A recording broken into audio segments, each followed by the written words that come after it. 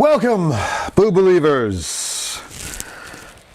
It is I, your host, with the ghosts, Ronin James, Deadsville director, veteran stuntman, yada yada, creator of content, eater of ass. What else? There's all kinds of stuff in there, right? How are we doing today, Boo Believers? Man, last night was a wild one. We're going to review this movie, but man, whoo, zombie ass, Toilet of the Dead. Man, I don't even know where I'm going to start with it, so we'll get there. But first, thanks for tuning in. I do this every Monday through Friday at 5 p.m. Eastern, and like to go over the horror headlines of the day and discuss them with you guys, the Boo Believers out there, the horror lovers, the fiends. So make sure you join the chat, say hello, and TJ Lachlan checking in says what's up. Maddie Meek is watching as well. Thanks for tuning in. We are just getting started, pretty much on time. Pretty close to on time, at least. So, boom, camera 2 is working once again, 2 days in a row. We have B-Cam. It's amazing. Amazing B-Cam. It's amazing what a wire that works will do. So, Ringo, lay down. Don't make me regret letting you in here. Yes, there is a cat or two in the studio here with me right now. Oh, excuse me. Sorry about that. Update on Fleabag. He's doing well. He is recovering in the bathroom. All right, now you got to go, Ringo. Get out.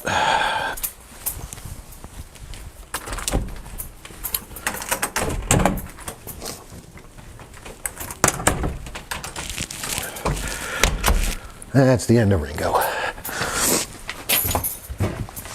Fleabag is recovering well. He is in his bathroom right now eating and enjoying a bed and warmth that he probably hasn't had all his life. So if anybody is interested in a sweetheart of a cat, he is an absolute sweetheart. I'm surprised that he has been so good with Steph and me, cleaning his face and putting the donut on him, and he gets the donut off. Thank you, Maddie Meek, who said bless you. Yeah, if anybody wants a really sweet cat, he is super nice. Apparently he fights with other cats, but maybe getting him fixed would fix that, because he's still intact. He is an intact male. So, and I feel like he's older than we thought he was, because he is pretty slow right now. So if somebody wants to give a possibly senior cat, we're going to take him to the Spade Club once the vet gets back there next week, because they do specials for strays. And we're going to get him looked at, and they should be able to tell us approximately how old he is. So we will find out. But yes, if you need a cat, I'm the man to talk to. I'm the cat daddy to talk to. So reach out. I know I have a couple people interested already, so we'll see. We'll see how things go with him and the kittens and all these other cats that are out here living a rough life in the streets. All right, let's get to some horror news, shall we? And let's see. Since Maddie is well, yeah, let's do this one since Maddie's watching. Let's get right to it. Should we get to the puppet trailer? Because this thing looks fucking creepy. This is on iHorror from Elijah Turner. Stop Motion releases trailer and terrifies people with nightmarish puppets. Woohoo! And yeah, right off the bat, to me, it looks like a Tool video. Somebody had commented. We had some comments. I'm gonna jump over and read our comments on Facebook. Got to scroll down and find it here. There is a picture of Fleabag, I gotta change his name. Nobody's gonna want to adopt him with a name like Fleabag. He doesn't really have fleas. He just looked like he would when I first met him. So it's too cold for him to have fleas right now. He definitely does not have fleas. He's a good boy. Just needs to heal. Tickets for Cancer Slug on sale. I'm scrolling through. I might as well just do an ad for everything. There's Zombie Ass, Toilet of the Dead, and oh my God, this poster barely does it justice. Holy shit. I'm glad I didn't see the poster though, because I would have seen the brain thing here, the tentacle brain thing, worm, tapeworm, whatever it is. I don't know. And this guy here, and I'm glad that they were not spoiled for me, because the emergence of those were so. But I feel like I've seen this poster before. I probably just didn't pay enough attention to it, because I was just like, oh my God, Zombie Ass. It's going to be like Tokyo Gore Police, most likely, or you know, one of these other movies that that come out of Japan that are just totally ridiculous, and I will watch eventually. So yeah, it's an older movie, and it popped up last night. But we're trying to talk about this one here. Right now we're talking stop motion, and Maddie says, looks like a straight up Tool video. Nikki Leonard watching, checking in. Hi, Nikki. Thanks for tuning in. And Stop Motion releases trailer and terrifies people with nightmares puppets, with 13 comments on this one. Logan Sear checked in, said, puppets and horror always make a great mix. Kara checked in, said, I love all the Puppet Master movies when I was younger, so creepy puppets have a special place in my heart. LOL, this does actually look like it will be super creepy. Stephen L. Godfrey checks in, says, I love me some Jan Svankmajer puppet movies. So I guess that's who did this. I have no idea. I have not watched the trailer yet. I have not read much on the story. I just grabbed the headline, shared it with you guys, and now we are here.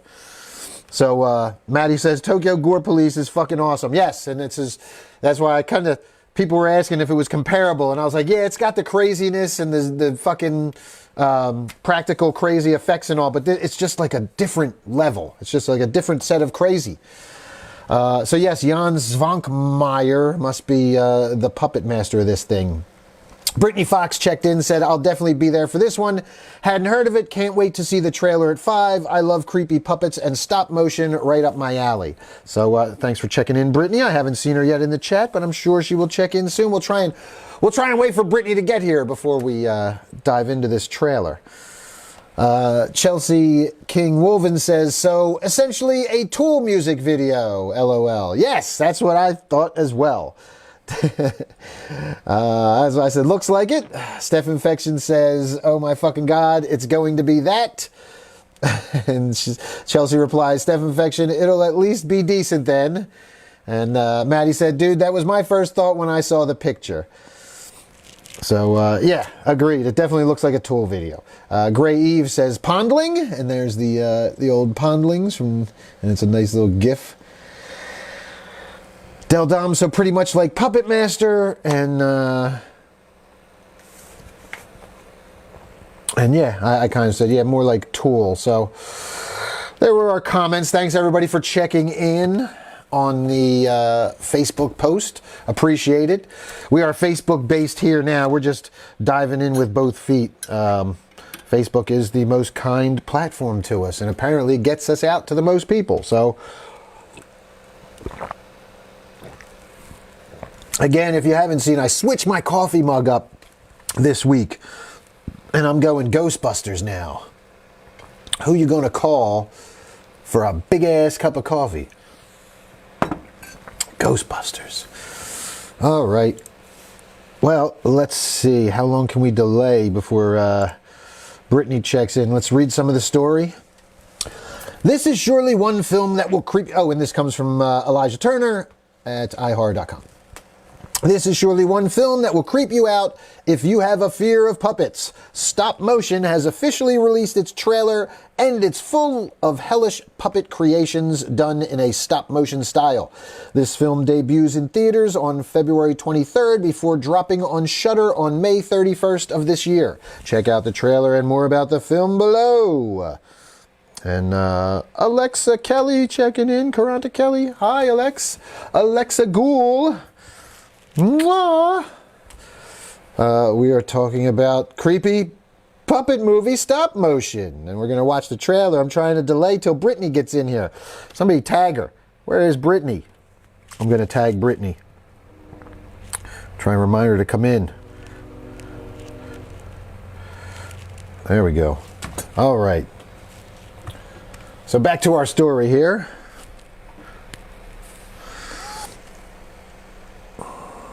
Again, we are on iHorror.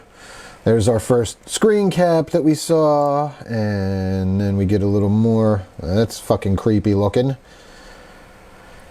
Okay. The film follows the story of a stop-motion animator struggling to control her demons after the loss of her overbearing mother, who embarks upon the creation of a film that becomes the battleground for her sanity. As her mind starts to fracture, the characters in her project take on a life of their own. What the fuck is that? There's like a hand petting her? What the fuck?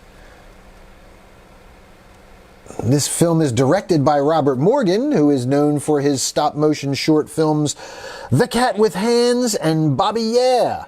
It is officially rated R for violent, disturbing content, gore, some language, sexual material, and brief drug material. The film is being distributed by IFC Films and Shudder. It stars Aisling Franciosi, who is known for The Last Voyage of the Demeter and The Nightingale. It also stars Stella Gonnett and Tom York. Here's a picture of her. I'm working on her stop-motion creation. And this is one film that will surely have people talking when it is released. Stop motion is something special in the film industry, and when you tie the horror genre into it, the possibilities of creepiness are endless. Are you excited about this new film coming out? Chime in the comments. We're going to watch the trailer now. Sorry, Britt, we waited.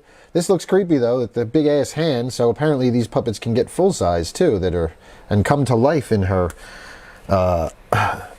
head, apparently. All right, here we go.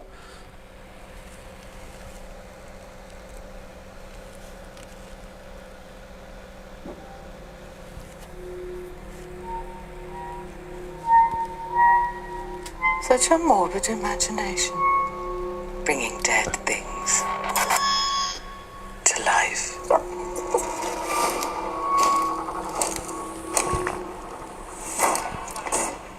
Hey, she emerges from her cave. Hello. When do you think you'll finish this film of yours? I don't know.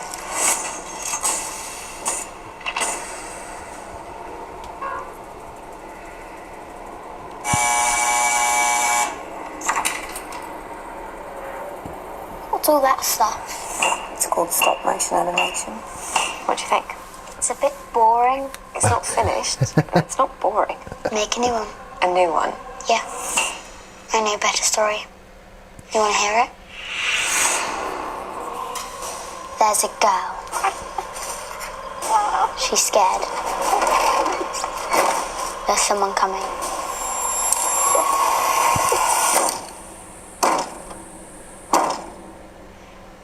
Who's coming? The man no one wants to meet. The Ashman. You can bring it to life.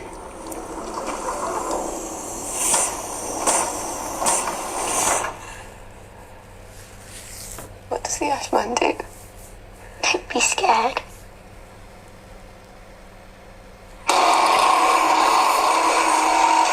Whatever it is you think you saw back there, it's not real.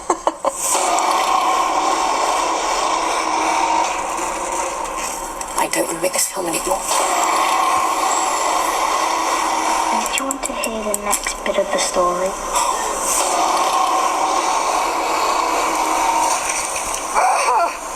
I want to go. I want to go. What happens when it takes on a life of its own?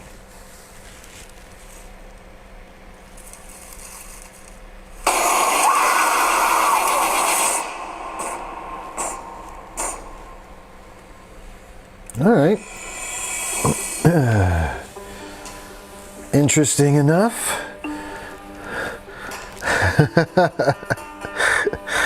What do you guys think? stop motion. So it's not an actual like stop motion movie, the whole thing. It's a movie about a person making a stop motion movie and getting so caught up in their own head with their creation that they kind of unravel and go insane, maybe, and the stop motion characters take on a life of their own. Interesting. I mean, it looked really creepy, and the effects look good. The little creepy creatures walking and stuff. Yeah, I'll check it out on Shudder. I don't think I'm going to go see it in the theater. I'm not that big a Tool fan, but I kid. Seven Infection checking in says, hey everyone, seems like we all said it looks like a Tool video. TJ said, definitely going to check that out. Yeah, I will definitely watch it, but I will probably wait for it to come to Shudder. Knowing that it's going to be on Shudder, I probably won't go see it in the theater. But I will definitely watch it. So that was the trailer for Stop Motion. So, pretty cool. All right. Since TJ's with us, we're going to check in now on another story that may interest him. Hey, look at that. Interview with Danielle Harris. Talks Project Dorothy plus a Jamie Lloyd Legacy sequel. Joe Blow talks to Danielle Harris about her new film as well as her planned trilogy of films with Halloween co-star Scout Compton. This is written by Tyler Nichols. So we're going to get into some Danielle Harris news in just a moment. Just for TJ, I picked this story today because I saw it, and I know he loves him some Danielle Harris. Seven Infection, though, comments on the last story, says, I always think stop motion is easy to make, and then I realize I have zero patience to move a 1/4 inch every minute for 15 hours. Yep, I don't have the patience for it either. So, all right. Here we go. Danielle Harris interview. And this is written by Tyler Nichols. Danielle Harris is an absolute legend in the horror space, having been a part of the genre for nearly 40 years and still looking good. She always stuck out as a child actor in films such as Halloween 4 and The Last Boy Scout, but she continued that success into her adulthood with films like Hatchet and the Rob Zombie Halloween films.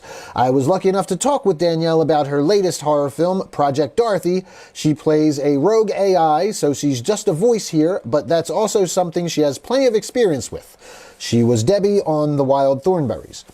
While she's a small part of the film, I was also able to talk with her about her podcast with Scout Taylor Compton and their planned trilogy of films. This was a great conversation. She gave some nice insight into the difficulties of acting in something you're also directing. It's an honesty I don't think happens a ton in this kind of setting, so I really appreciated it. I talk about it all the time. I hate fucking acting in stuff that I'm directing. I would much rather be on either one side of the camera or the other. I can do both, but I'd rather do either or. Give me one or the other, one job to do. I'm much better with just one job. Anyway, I always have more than one job. Who am I kidding? So let's jump into Project Dorothy plot synopsis. And I remember we watched the trailer for this. TJ has an obsession, people are saying. And TJ says, sometimes the voice is all you need. So here's a quote on Project Dorothy plot synopsis. James and Blake, small-time criminals, flee the police and take refuge in an abandoned scientific facility. Their attempt to restore power activates an AI, Dorothy, voiced by Harris, responsible for the former occupant's demise. They realize their predicament is worse than evading the law. They must use their streetwise instincts to thwart Dorothy's escape into the world. Project Dorothy debuts on cable and digital VOD on January 16th, 2024. So it is out. It came out on my birthday. So it's out there. Yeah, we'll have to look and see where it is. It sounds very much like Resident Evil minus the zombies, though. That very first, Resident Evil, where you had the Red Queen locking everybody in. And but this one, you take that concept and change it up, throw a couple criminals in there, and yeah, here's the poster featuring Danielle Harris, and there's our actors, I'm guessing the criminals. So, yeah, okay, so there is, the interview is in a video here, apparently. I can pop this video on for a minute. It's like a 20-minute interview. we'll pop in and jump around a little bit and see what we have. Thanks. And first off, I want to congratulate you on your podcast. Okay. It's great. Let's Genre pass. Here we go. for 30 years, but I've actually never done a sci-fi movie. So it was sort of the one thing that I was like, I've never, surprisingly enough, I've never even done like a guest star on the Sci-Fi Channel on any of their shows. So it was something that AI was always interesting to me and I'm scared of. So it just seemed fitting at the time and decided to get involved with it. And it's very, very relevant for right now. I'm actually surprised. Yeah. I'm surprised that it was filmed 2 years ago because I would have thought that this was there's AI's the big thing right now. Let's No, get it this. was before, and just apropos that it's coming out now when everything's, when the world is going to be taken over by robots. And I love doing voiceover work, and I haven't, I did the Wild Thornberrys on Nickelodeon for many years, and then I had a series called Father of the Pride, and then the only animated thing that I've done in the genre, which ironically enough, is from my friend Greg Nicotero's show, oh my god. Creep Show? Creep Show. Dead? I don't know why Oh, that Creep just Show. fucking Yeah, there you went go. out of my brain. Creep Show, but I was excited but bummed about that because I've also never done a creature feature. And the first time I get to do a creature feature, I'm animated. so I'll have to eventually. Very cool. All right, well, there's the Danielle Harris interview. If you want to watch it, it is on joeblow.com. Yeah, and she'll talk about a bunch of stuff in there. We did watch the trailer for Project Dorothy, and it's very... It's kind of like that. It's kind of like the Red Queen of... This is the perfect way to describe it, I feel like. The Red Queen of Resident Evil meets Chopping Mall. If you remember the 80s movie Chopping Mall. That's kind of the vibe I get from it. I got very heavy Chopping Mall vibes, but with that AI presence, it's very Red Queen, Resident Evil-esque. So, yeah, I'll check it out. I'll have to look and see where it's playing. I dig a good sci-fi thriller, and yeah, can't get enough Danielle Harris. So, all right, back to the chat here. Maddie Meek checks in and says, I've done stop motion for school projects. It sucks and takes forever. Yep. Yeah, I have not done them for school projects, but I know that it takes forever.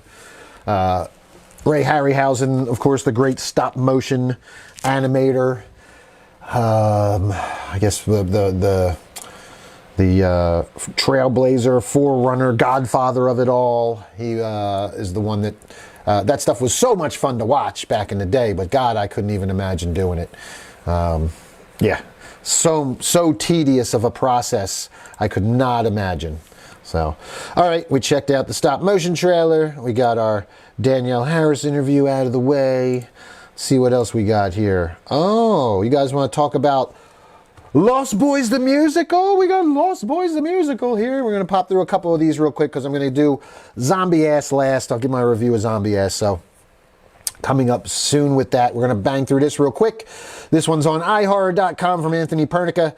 The Lost Boys, a classic film reimagined as a musical. And it's got a teaser trailer. So there's the Lost Boys, a new musical. And it looks like it's on the back of the leather jacket. Iconic 87 horror comedy The Lost Boys, set for reimagining, this time as a stage musical. And we don't have to talk about that. We'll just watch the trailer. Ready? Just going to jump to the trailer.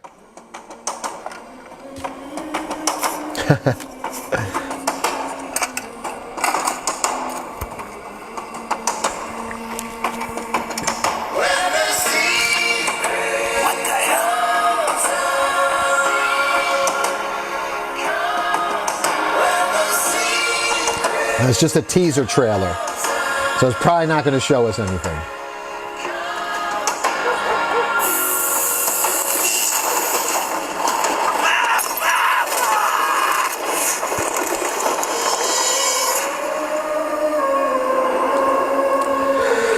Yeah, it really gave us nothing. That was weak. All right, well, so much for that. Not much of a... I guess that's literally like just the teasiest of teases. So, Jesus. Oh, man. All right, that's going to do it for that one. The Lost Boys teaser. I'll pass on that as well, TJ. I will pass. But this one I will not pass on. We're going to get to this real quick. Bang through this one. Guillermo del Toro's Frankenstein cast gathers together for a picture before filming begins. Apparently they went to a Toronto restaurant. They're filming in Canada, obviously. Pose for a picture with staff and members of the cast and crew. So, director Guillermo del Toro is moving ahead with one of his dream projects, an adaptation of Mary Shelley's classic tale Frankenstein that is set up at the Netflix streaming service. We've heard that Frankenstein is expected to start filming, possibly under the working title Prodigal Father, on February 12th. The production will last nearly 5 months, wrapping up on July 5th. Filming will take place in Ontario, Canada, and possibly in London, England as well. It looks like Canada will be the first filming location, as Del Toro recently took cast members Oscar Isaac, Mia Goth, Christoph Waltz, and Charles Dance to eat at a Toronto restaurant where they pose for a picture with the staff. You can take a look at the picture at the bottom of this article, and we'll get down there. Del Toro's Frankenstein might have the following log line. Might. I love when they give these mights and... Set in Eastern Europe in the 19th century, the story of Dr. Pretorius, who needs to track down Frankenstein's monster, is believed to have died in a fire 40 years before in order to continue the experiments of Dr. Frankenstein. What's on Netflix previously reported that Isaac would play the monster and Goth will be the bride, with Andrew Garfield, who has since had to drop out of the cast, as Dr. Frankenstein. Their intel seems to have been slightly off, though, because when Garfield left and was replaced by Jacob Elordi from Saltburn, it was said that the role Garfield had passed over to Elordi was the monster. So, little confusion here. Who's the monster? Who's the doctor? I don't know. I mean, I would think that I don't even know. I would think the doctor would have to be older, because this is 40 years after he created him. So I would think... I don't think that Elordi actor is old enough to be the doctor. If we're looking at an older Dr. Frankenstein here, I would suspect that would have to be Oscar Isaac. So, yeah, I guess, we're getting Oscar Isaac, Moon Knight, as Dr. Frankenstein. Not confirmed, apparently, but it seems that way. Del Toro has been talking about making a new version of Frankenstein for more than a decade. At one point, he did have the project set up at Universal with Doug Jones, The Shape of Water, and most of us know him better as Pinhead from Hellraiser, on board to play Frankenstein's monster. The movie got far enough into pre-production that Jones even saw a bust of the monster that was inspired by Bernie Wrightson's artwork, with an illustrated adaptation of Shelley's novel that Wrightson spent 7 years working on. But then the project fell apart. Now it's finally happening at the Netflix streaming service, which previously teamed with Del Toro on Pinocchio and the anthology series Guillermo del Toro's Cabinet of Curiosities. Are you looking forward to Guillermo del Toro's Frankenstein? What do you think of the cast? And leave a comment. Filming in Toronto, speaking of, or Ontario, Anthony Noble checking in, our friend from the Great White North. What's up, Anth? Thanks for checking in.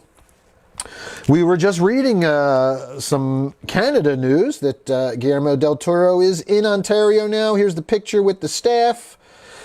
So there's Guillermo and Christoph Waltz and Oscar Isaac and what's his name? I'm drawing a damn blank. But Jesus, it's Sardo Numsi from The Golden Child. You just had the fucking... Where are the names? Charles Dance. Yes, Charles Dance of Game of Thrones. But I'll always know him as Sardo Numsi of The Golden Child. Oh, yeah, you're right, Anthony Noble. Yeah, shit. Pinhead was Doug Bradley, not Doug Jones. Shit, Doug Jones is, just Shape of Water. Fuck, that's who it was. But that's who I thought Del Toro was supposed to have. Yeah, he did have Doug Jones on board for this. My fault. Wrong Dougs. Getting my Dougs confused. Thanks for the correction, Anthony. All right. Well, there's our shot of Guillermo and the actors. What do you think?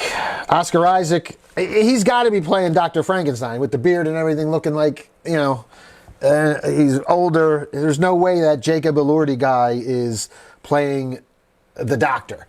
Elordi's got to be playing the monster.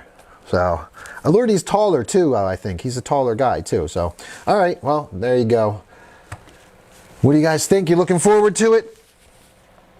TJ Loughlin says, I want to see Frankenstein. Agreed. I'm definitely looking forward to Guillermo del Toro's Frankenstein. Yeah, that'll be fun. I love Oscar Isaac. He's always awesome. Always a great actor. He's going to be fucking killing it as Dr. Frankenstein. So, all right, let's get to our last bit of business for the day, I suppose.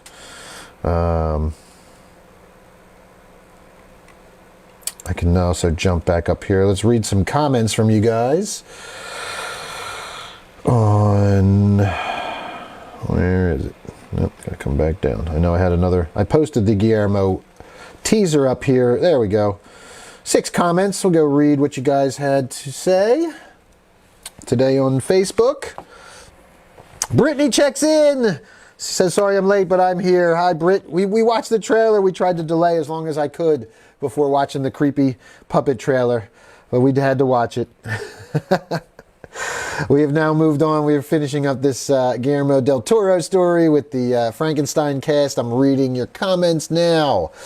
Reese Bowling checked in, said, absolutely wicked, spooktacular. Thanks for the tag, brother. Anna Ogier said, whoa. Logan Sear, this one is pretty exciting. I'm still holding hope for a Creature from the Black Lagoon remake at some point. Jared Marley followed up Logan's comment, says, Gil never gets any love. Yep.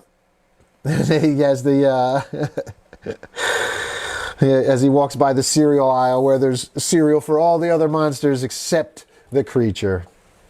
Nikki Leonard chimed in and said, I'm really actually looking forward to this. Del Toro is one of my absolute favorites, but I'm still confused as to why Doug Jones hasn't been cast. I love Doug Jones in Del Toro's image.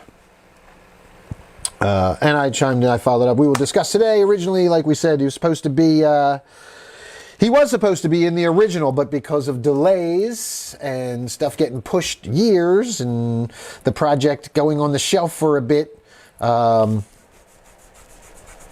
yeah, he might be busy with something else. I don't know. But scheduling is always the thing. But he was originally attached to it. So thank you guys for checking in, as always, on Facebook with comments. I try and put like 1 or 2 or 3 of the bigger stories out there. Tom Haas checking in and watching. What's up, Tom? Thanks for tuning in. And yeah, Brittany says, I'll go back and watch it. Yes, definitely check it out. And you can check out the trailer. It's on all the horror sites. If you just jump to one of the horror sites, you will definitely find it. So yeah, you can definitely see it there. It's more, it's weird. It's like a movie about a girl making a stop motion movie. So it has, but the stop motion kind of bleeds into her psyche, and we kind of get that, is she crazy? And this is all in her head kind of thing going on. And, yeah, it was really cool looking though. There were some cool little fucking animated, little puppets and creatures and stuff moving around. And yeah, I just could never do, I could never do stop motion. It's just way too tedious. So, all right, let's get to some fucking zombie ass, shall we? What you guys have all been waiting for. It's my spoiler-free review of Zombie Ass, Toilet of the Dead. And I mean, I don't even know where to begin. I'm gonna Anthony says, watched you guys watching Zombie Ass last night, LOL. Yeah, man, we were cracking up, and it was such a fucking blast, and just such a crazy like mix of emotions through the whole fucking thing that that I was like, you know what, I'm going to turn the damn live on and let people watch, because this is, dude, we were jumping, and I didn't know if like I could even properly explain and put into words everything that we were experiencing while we were watching it. So after you take this review, and maybe you do want to go back and watch some of the live of us last night reacting to some of the insane shit that was going on in this fucking movie. So Yeah, Goth Brittany. Anthony Noble, the Goth Brittany scenes are killing me with the fucking knives. Oh my God. And that was before Brittany's knives. So this movie came out like 10 years ago, I think it is. More than that. Okay, here we go. All right, I'm going to read this off the Wikipedia. So here's our background. Zombie ass toilet of the dead, also known as Zombiasu. I love it. Oh my God. Oh my God. It's a 2011 Japanese comedy horror film directed by Noboru Iguchi and written by Iguchi, Ao Murata, and Jun Sugita from a story by Tadayoshi Kubo. So somebody dreamt this up, and then these other people put together the script around it. Starring Arisa Nakamura, Asana Momura, and Mayu Sagano, the plot follows a pretty young karate student who, following her younger sister's suicide, goes on a camping trip with friends. Their fun is quickly interrupted by the arrival of feces-covered zombies. Yes, you heard right.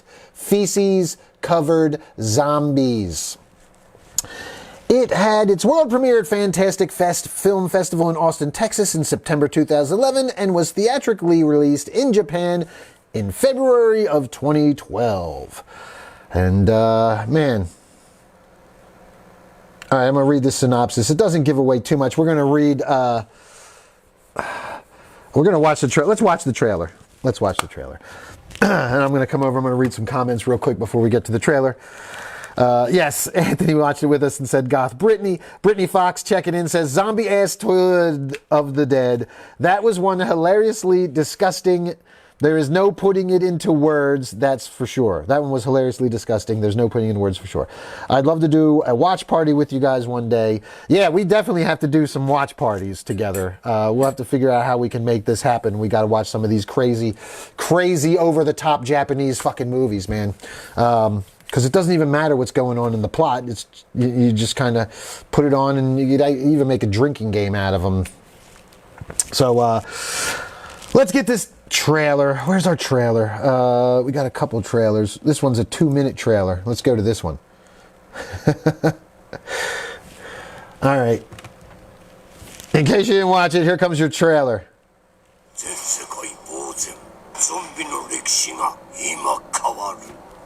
No idea what they're saying.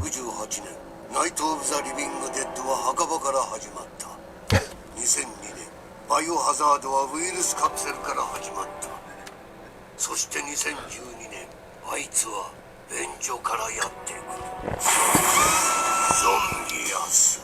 成虫ダイエットで深い森にやってきた若者たち。寄生虫飲んでがっつり痩せて。そこでは想像を絶する恐怖の生命体が村を支配していた。そして襲いかかる封印寸前の重大ショックドキュマ。ショックその1、便所からお物まみれのゾンビウンデッドが現れて。じゃショックその2、ウンデッドがショックその3、デンジャー。恐ろしいものがデンジャー。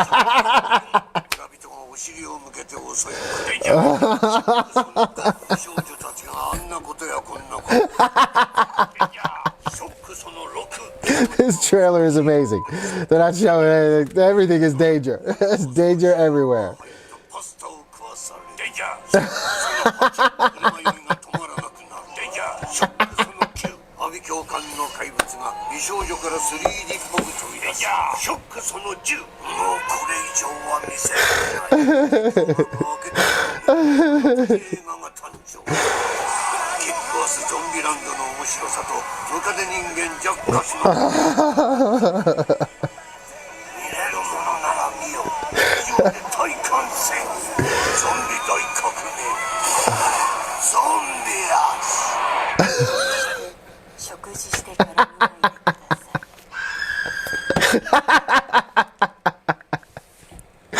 Danger! Oh my god, that's fucking hilarious.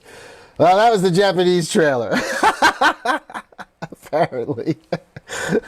Brittany says, ain't no volcano! Holy shit, that is so fucking funny. I laugh harder every time he says danger. Oh my god, I can't breathe right now. Anthony says, Ninja! Oh my God, it's fucking hilarious. All right, we got another trailer for it. We're going to watch this one too.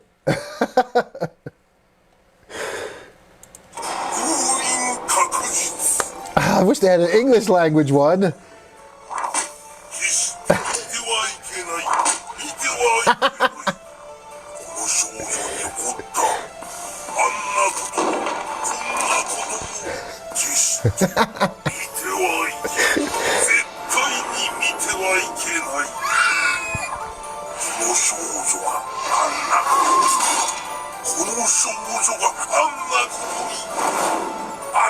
God, I can't even... Dude, I forgot some of this stuff. It's so fucking insane. I gotta watch it again. It was like a fucking skinless Jar Jar Binks demon.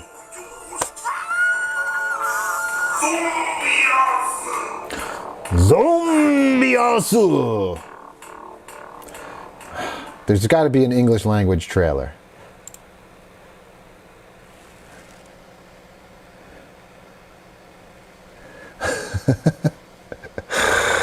Oh my God. All right, well, we've watched a couple of the trailers. I'm just going to get on with the review here. A group of teenagers go camping. Yeah, we've read all this stuff. Somewhat going through our cast. Okay, here's some more movies like it. These are all very similar. Machine Girl, Mutant Girl Squad, Dead Sushi. Man, Tokyo Gore Police is another one. All right, I'm going to read this little storyline here. Racked with guilt over the suicide of her bullied sister, young karate student Megumi accompanies 4 older friends on a trip to the woods. Smart girl Aya, her druggy boyfriend Take, full-figured model Maki, and nerdy Naoi. Things start to go badly when Maki finds a parasitical worm inside a fish and wolfs it down in the hope that it will keep her skinny. Her stomach later feels horrible, relieves herself in an outhouse. Yeah, we won't get the rest of that. It's gonna start giving away some stuff. So, yeah, we won't give out too much. God, there's like, wow, so many tags are wrong. Oh man, there's some crazy trivia here too. Oh my God, we're gonna read this trivia because, oh my God, if you thought. So here was when I was watching it. So this movie is so fucking out there. There's a lot of farting. There's digital farts. There's fucking people running on all fours with their asses face first, like coming at chasing people with their asses first, and creatures coming out of their assholes. There's tentacle prawn in there. Without actually showing anything, pretty much. I mean, there's a nipple here and there. There's not a ton of nudity. But there's a ton of poop. There is a ton of fucking poop in this. They throw poop at the zombies are throwing poop in one scene. I'm losing my fucking shit. They're throwing poop at people and hitting them with these fucking wads of poop. But as I'm watching this, I'm thinking to myself, God, because there's certain scenes like the outhouse scene, and just I'm thinking, man, somebody pitched this. Somebody, first of all, came up with this idea. Then they pitched it. And other people went, yeah, that's a good idea. That's a good idea. And then they were like, let's make that movie. Let's greenlight that. Here's some money. Make this weird poop movie. And then they put out a casting call. And in the casting call, it had to have said, look, and when the actors and actresses started answering the casting call, they had to have told, hey, you're going to be covered in shit. Not real shit, but theatrical shit. You're going to be chased by monsters coming out of buttholes. You're going to have, parasite worm things with brain heads and tentacles, getting you and doing stuff. And the zombies were all covered in shit. And there was just one scene. I mean, there was a lot of scenes that had me gagging and like lurching and ready to fucking, like, we turned this thing on. And I swear, like, okay, the very first scene is like the goth Britney Spears girl and the doctor, and they kind of, we see that there's something weird going on, and you're like, okay, that's fucking weird. That kind of grabs my attention. Then we meet the cast of characters as they go out to the woods, and we meet like each stereotype character, and that's like the slowest point in the fucking movie is maybe the 10 minutes after excuse me, after we meet the doctor. Because after that happens, and this girl eats the worm, and then goes to the bathroom because it's gurgling in her stomach, and the sound design was so good. Oh my God, they got the gurgles and it's all like loud and just like, that sound when you got to shit really bad. You know what the fucking sound I'm talking about. I know you know. You might not want to admit it, ladies and gentlemen, but you know the sound. Anyway, the sound was really good. But yeah, I'm just like, man, these actors have to do all this. Like, I hope they got paid extra for this. I hope they made extra for this. I don't even know if you could pay me enough to do this movie. Holy shit. There was so much holy shit going on. But here's some trivia. Here's some trivia for you. Actress Asana Mamoru, who played Maki, who is the one that ate the worm, the model girl. She wants to be thin, so she's like, I want a tapeworm so I can always be thin. She had to control her bowel movements while filming the outhouse scene so she didn't poop on the zombie actor. Some of the farts heard were real. Oh my God. Oh my God. Oh my God. I can't. Oh my God. Brittany says, there's so much going on. In the end, my brain couldn't process it all. Yeah, I mean, it turns into like Power Rangers battling in the air with the power of farts. It is so fucking weird. I cannot even. Steph says, oh my God, I'll never be the same after watching this. Steph, did you hear what I just said about the actress? She had to control her bowel movements while filming the outhouse scene, so she didn't poop on the zombie actor, but some of the farts were real. Some of the farts were real. Real farts. Oh my God. Brittany says, the part that made me gag was the scene where the zombie falls into the shit pile. Yeah, that was one of many that made me gag. Holy shit. Oh my God. All right, here's another little piece of a couple other little bits of trivia. I'll save one of these gross ones for last. The parasite inside the fish that the girl ate was just a string of spaghetti. So, string of spaghetti, and they dialed it up, I guess. The film is available to download on Netflix. However, viewers noticed that the subtitles were out of sync with the dialogue.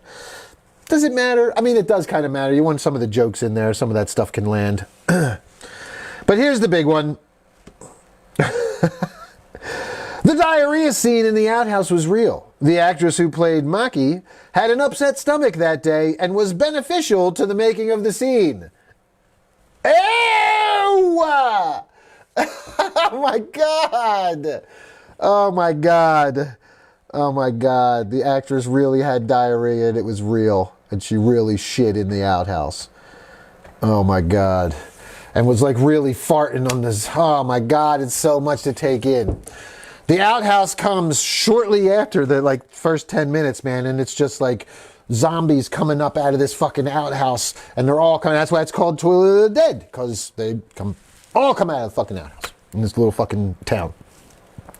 And it's so fucking, there's fucking flies everywhere. Yeah, it's fucking nasty. It is fucking nasty. But as I have said, watch the movie. I recommend it. Especially if I have a strong stomach, definitely watch the movie. I just can't even believe that it's like, just for the sake of seeing it made. I can't even believe it that this thing gets made. How does it... Japanese movies can be weird though. If you've seen Machine Girl or Tokyo Gore Police or what was that other one? Big Tit Zombies. God, there have been a bunch, man. There have been a bunch of these crazy, Sushi Girl, Vampire Girl, Frankenstein Girl. There have been a bunch of them. Noboru Iguchi.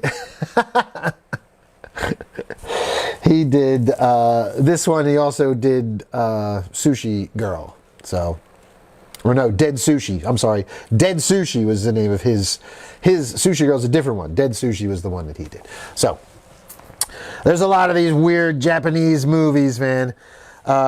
Brittany says, how did they all fit in the outhouse? I didn't want to give that away, Britt. I feel that's why they're all covered in shit, because they were all under the outhouse in the sewage, in the sewer system. That's like why the one zombie's coming up out of the body, and they all kind of like follow him. He breaks through the fucking toilet seat and comes out, and they all come out of the fucking outhouse. Dude, the part where his face...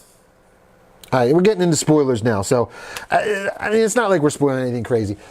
Go watch the movie. But the part where his face comes up in that fucking murky shit water, and there is a poop.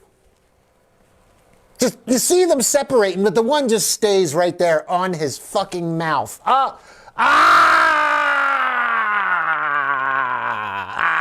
That's where I was like, oh my God, I gotta turn this off. But I couldn't turn it off. Steph and Maddie were gross. We're all like, it's not turning off. But we couldn't turn it off. Oh, God.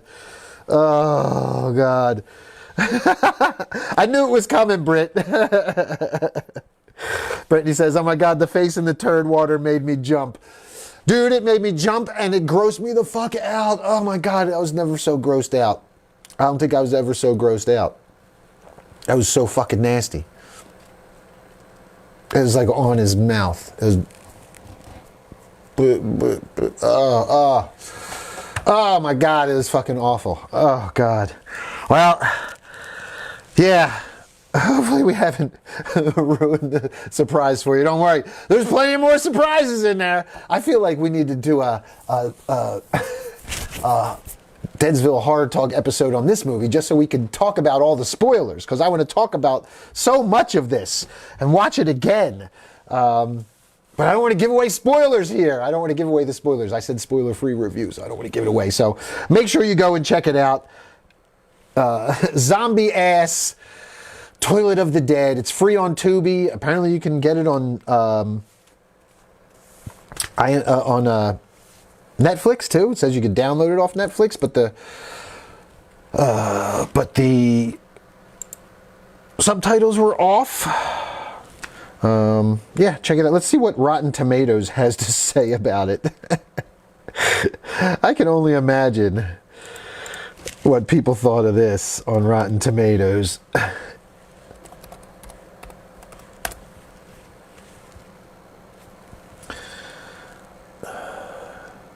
Oh, all Rotten Tomatoes. There we go. Zombie Ass Toilet of the Dead on Rotten Tomatoes. Oh man, critics haven't even watched it. And the audience gave it a 34%. Man. You can check it out on Vudu and Prime as well. But it's on Tubi for free. We watched it on Tubi for free. It was awesome. I totally disagree. Totally disagree with this rating. This movie was easily like a 70% just for the fucking ridiculousness alone. As long as you have a strong stomach. Oh, man. All right. Well, yeah, check it out. Zombie Ass Toilet of the Dead. Now playing on Tubi. If you've checked it out, I know some of you have because you started watching it last night when we were watching it. Yeah. Leave your comments. Should we review it on Deadsville Horror Talk? I feel like we really should because I want to talk about the spoilers. Yeah. I feel like we should. Steph, Maddie, what do you think? We could do a new one in our new set 2 over there. Or almost finished set 2. So, all right, I'm going to get the last couple things here. We got a couple other stories we will go through. Brittany says, dude, yes, please do. I want to talk about it too. Yeah, we'll do a spoilery one as well. All right, so we got some stuff coming to, what is this, Netflix? 10 horror and thriller releases coming to Netflix this February. And there we see It and, what's that, Anaconda? And X. And, yep, Anaconda, 1997, comes February 1st, bringing back Anaconda. They're talking about bringing the movie, the franchise back, so bringing back Jennifer Lopez in the water and a big snake. It from 2017, February 1st. Comes to Netflix. Resident Evil from 2002 and Resident Evil Retribution from 2012, both coming to Netflix. This is all old stuff, but X comes on February 1st. Home for Rent. Never heard of this one. An international, spooky, interesting. What's this one? Landlord who unwittingly rents out a house to a cult. The plot thickens as eerie events unfold, leading to a shocking revelation about the true nature of the tenants. Interesting. Okay. All right. A little international horror. Lost in the Night. That one, oh yeah, and that was 2023. These are both new movies. Cool. This one comes February 10th. A Spanish mystery thriller that centers on unexpected events during a night out in Madrid. Story weaves through twists and turns as secrets are revealed and the characters' lives are changed forever. Right, and then we get The Abyss, brand new, 2024, February 16th. Nope, it's not The Abyss you were thinking of. This Swedish horror thriller explores the unsettling events in the town of Kiruna, which is literally sinking. The plot follows Frigga, who finds herself torn between her family and her duty as a security chief in an underground mine as the town faces inexplicable threats. Interesting, okay. Can I Tell You a Secret? Season 1. A gripping documentary series that delves into the lives of women affected by a stalker who infiltrates their social media accounts. This series sheds light on the broader issue of online harassment and its real-life implications. And that comes February 21st.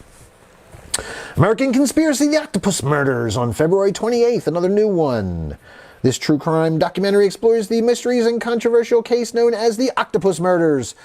A series, a web of conspiracy theories delving into various accounts and evidence to uncover the truth behind these chilling crimes. All right. So there you go. Some new stuff coming to Netflix. Nothing really special there. And another little bit of news. I don't know if anybody watched Wolfpack by Paramount Plus. I tried. It just wasn't very interesting. Because I love me some Buffy. And I wanted to support Sarah Michelle Gellar. But the show was just really fucking boring. I put it on and I was just like, It's like a fire and werewolf people maybe, but not really, but maybe. And then it's just like, what the fuck am I watching? So, we can read the story on it. This will be the last one, Boo Believers. Then I'm going to get out of here and go get some more work done. It is 6 o'clock. We have done our hour of horror headlines, and yeah, I'm scraping the bottom of the barrel here for some news stories. So this is on Joe Blow from Kevin Frazier. Wolfpack fans will be howling tonight as it's been announced that Paramount Plus has officially canceled the series after just one season. Based on the book series by Edu Van Belkom, Wolfpack revolves around a teenage boy Everett and girl Blake, whose lives are forever changed when a California wildfire awakens a terrifying supernatural creature. Wounded in the chaos of its attack, the teens are inexplicably drawn to each other and to two others, fraternal twins Harlan and Luna, who were adopted 16 years earlier by a park ranger after another mysterious wildfire. As the full moon rises, all four teens come together to unravel the secret that connects them, the bite and blood of a werewolf. The series was developed by Jeff Davis, best known for creating MTV's Teen Wolf series. So yeah, that's by the guy who did Teen Wolf. The first season of Wolfpack wrapped up nearly a year ago, and a second season was looking likely, but sources say that the delays caused by the WGA and SAG-AFTRA strikes meant that another season wouldn't have been ready until 2025. Paramount wasn't willing to have the series off the air for that long, especially as it would have meant an increased marketing budget to remind people about the show. That sucks, man. I mean, I didn't think it was a great show, obviously, either, but Author Edu Van Belkom took to X to comment on the cancellation. Disappointing, of course, especially since all signs pointed to there being a season 2. But while the show was a success, the WGA strike followed by the SAG strike did the series no favors. I'm sad myself. Season 2 was going to see me have a cameo and another set visit, but I was just having fun and playing in Hollywood for a bit. I feel more for the young actors and others who felt this was going to be their big break. Sarah Michelle Gellar, who starred in and executive produced the series, was hopeful for a second season just prior to the Hollywood strikes. We plan to do season 2, Gellar told THR last year. We haven't gotten the official word. I think it's a tough time right now with the strike coming up. It's hard, but our numbers have been great and people are really finding the show and getting excited about it. So I'm hopeful for a season 2. You can check out a review of the series from our own Alex Beatty right here. Yes. All right. Well, again, I tried to watch it. It wasn't bad, but it was slow. And yeah, I was just like, it just didn't pull me in and keep my attention. So that's a shame because I really like Sarah Michelle Gellar. I like seeing horror stuff. We need more werewolf stuff. I'm always down for werewolf stuff. Chances are I might have gone back and watched it again and maybe gotten more into it when, because what happens usually is if I start watching something and it doesn't have me 100% and something else comes along, I'm going to jump to the something else and I might forget to go back. So I'll be honest, I only remember like the very first episode of this. So maybe I'll watch it again sometime. But then again, I don't want to be stuck wanting a season 2 from something, knowing that it's not coming. So sorry, Wolfpack. I will probably never finish the season unless I'm really desperate for something werewolfy. All right. I guess that's going to do it. Boo Believers. Thank you once again for tuning in. Appreciate everybody's comments and everybody checking in. And feel free to share some of the videos, share this, share the, some of the reels, obviously. Definitely helps to share the reels. If we can get those out there. We are still pushing. If you want to send the invites out, that always helps as well. This is my professional page for Deadsville Productions. So I don't really post a lot of personal stuff out on here anymore. This is mainly for daily booze, horror talk, promoting shows, my content, and cats. We gotta have cats. So, all right, Boo Believers. Brittany checking out says, have a stellar evening, everyone. We will be back tomorrow to wrap up the week. And next week, I just confirmed this. I'm going to have a special guest on next Tuesday. Tune in. I'm going to give a live review, and we're going to talk about The Last Night at Terrace Lanes, a indie horror comedy that we watched last week, and it was shot by some friends of friends, and we've talked, and I'm going to have the filmmaker. He's a filmmaker himself. He's got a feature coming out this year, and he's got a short that he's done. He worked sound on this movie, on Terrace Lanes, but he can give us some insight into how quick, if you read my review, I applauded the filmmakers for getting it done. It had its good points, it had its bad points, but he kind of filled in some blanks for me because a lot of what I suspected was true. And we'll talk about it on Tuesday next week, but the place was shutting down. It was going to be demolished, and they only had a few weeks to get this thing shot and done. So like from script to wrapped it in the can was an 8-week process to get the whole movie written, cast, filmed, edited, or at least filmed before they tore the location down. So that being said, I'll probably give it a little more of a lenient review because, yeah, man, as a filmmaker myself, it's tough to do this stuff. It's not easy to make good films, and it's real easy to sit here as a Monday morning armchair quarterback and watch a movie and pick it apart and say what was done well and what was done poorly, but none of us in this position know what the filmmakers were going through at the time. So it's cool to get like that behind the scenes kind of information to kind of know the